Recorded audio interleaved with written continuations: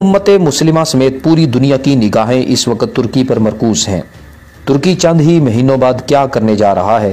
तुर्की अपनी 100 साला आज़ादी का जश्न मनाकर अपनी तरजीहात और आइंदा उठाए जाने वाले इकदामात का इशारा दे रहा है।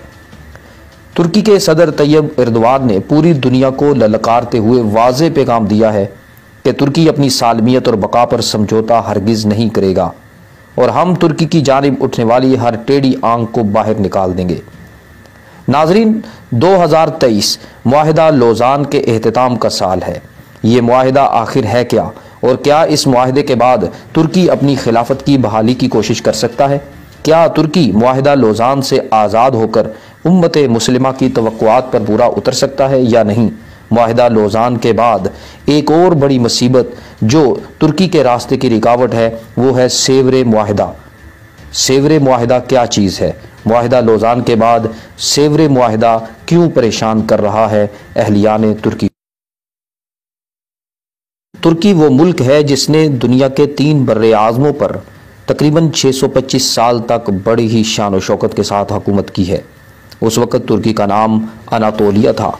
काई कबीले के अर्तुगरुल गाजी की बहादुरी ने इस्लामी दुनिया के सरफ़ख्र से बुलंद कर दिए थे, जिसके बाद उनके बेटे उस्मान गाजी ने सल्तनत उस्मानिया की बुनियाद रखी, जिसने एक तवील अरसा तक आधी से ज़ायद दुनिया पर हुक्मरानी की। मगर आज से तकरीबन 100 साल पहले इस्लामी दुनिया का ये अजीम मुल्क अंग्रेज़ों की साजिशों और अपनों की गद्दारियों की वजह से ज़वाल पजीर हो गया और शिकस्त के बाद अजीम सल्तनत उस्मानिया के 40 हिस्से कर दिए गए। यानी आप यूँ कह सकते हैं कि अजीम सल्तनत उस्मानिया को 40 इस्लामी ममालिक में तकसीम कर दिया गया और गैर तुर्क रियासतों को आज़ादी दे दी गई, जिसके बाद 24 जुलाई 1923 को तुर्की के साथ स्विट्ज़रलैंड के शहर लोज़ान में बरतानिया, आयरलैंड, फ्रांस, रूस, इटली और जापान ने एक मुआहिदा किया जिसे लोज़ान मुआहिदा कहा जाता है।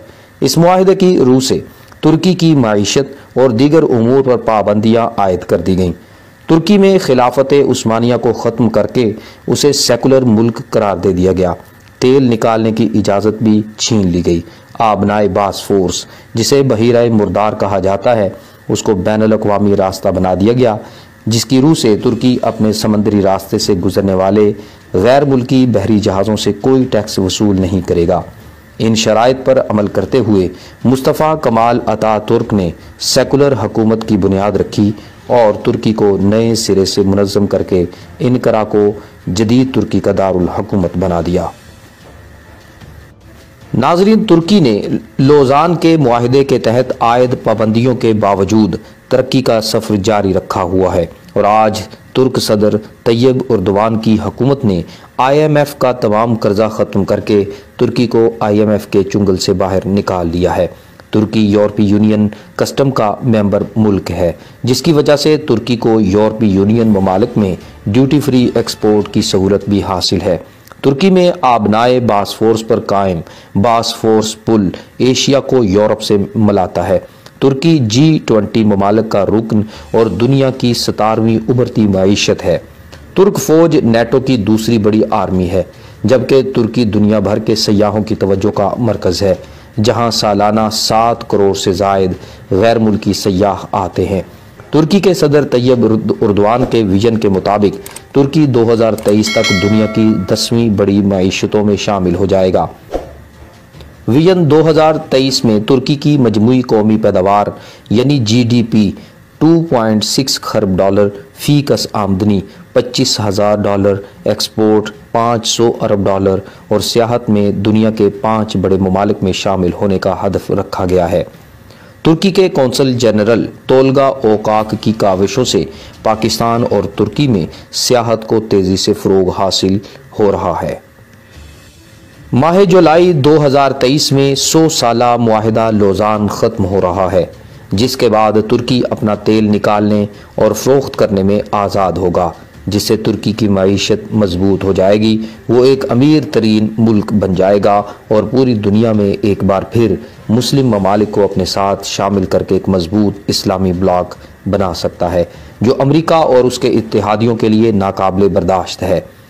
مغرب کو اس بات کا بھی خوف ہے کہ ترکی معاہدے کے خاتمے کے بعد خلافت عثمانیہ کی بحالی کی کوششیں بھی کر سکتا ہے، جس کی وجہ سے مغربی ممالک اس معاہدے کے ختم ہونے سے پریشان ہیں۔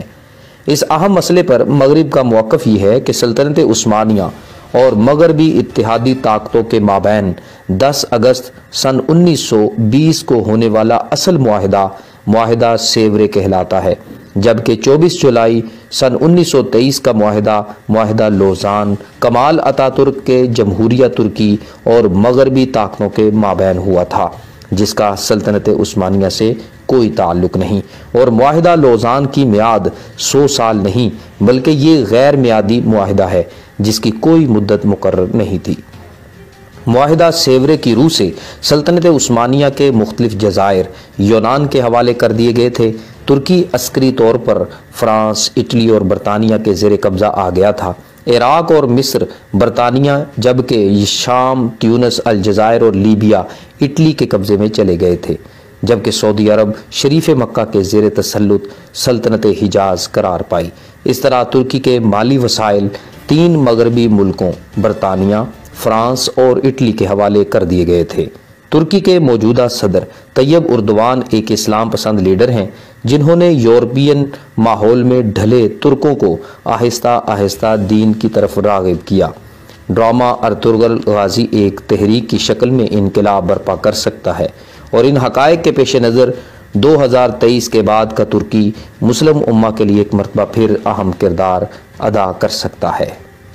ناظرین، ترکی کے صدر رجب طیب اردوان نے کہا ہے کہ جمہوریہ ترکی کے لیے سن 2023 میں اپنے اہداف کو حاصل کرنا بہت ہی آسان ہے۔ صدر اردوان نے ان خیالات کا اظہار اپنی جسٹس اینڈ ڈیولپمنٹ پارٹی کے صوبائی کنونشن سے خطاب کرتے ہوئے کیا۔ انہوں نے کہا کہ ترکی کی خارجہ پالیسی سے متعلق اپنائے جانے والے موقف سے ترکی خطے میں دنیا کے سامنے اپنی بات منوانے والے ملک کی حیثیت اختیار کر چکا ہے۔ انہوں نے کہا کہ ہمارے ملک کو ٹیڑھی نگاہ سے دیکھنے والوں اور ہمیں آپس میں لڑانے کی کوشش کرنے والوں کو ان کی جانب سے کھیلے جانے والے تمام کھیلوں کو ناکام بنا دیں گے اور اپنے ہر طرح کے اہداف کو حاصل کر کے رہیں گے۔ کوئی ہماری بقا اور سالمیت سے کھیلنے نہ پائے، ورنہ ہم سے کوئی برا نہیں ہوگا، اور ہم اس کے تمام کھیلوں کو بگاڑنے میں مہارت حاصل کر چکے ہیں۔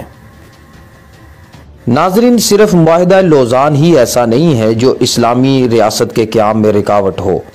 معاہدہ لوزان تو سن 2023 کے مہینے جولائی کے اندر ختم ہو جائے گا، لیکن ابھی ایک معاہدہ جو ترکی عوام کے لیے پریشان کن ہے وہ ہے اس وقت معاہدہ سیورے۔ معاہدہ سیورے کا تعلق ہے سلطنت عثمانیہ کی بحالی سے۔ اگر معاہدہ سیورے کو کسی طریقے سے حل کر لیا جائے اور اس کے اہداف و مقاصد کو پورا کر دیا جائے اور اس کی تکمیل کے فوراً بعد اسلامی ریاست کی جانب قدم بڑھائے جا سکتے ہیں، ورنہ معاہدہ لوزان کو سمجھنا کہ وہ سلطنت عثمانیہ کے قیام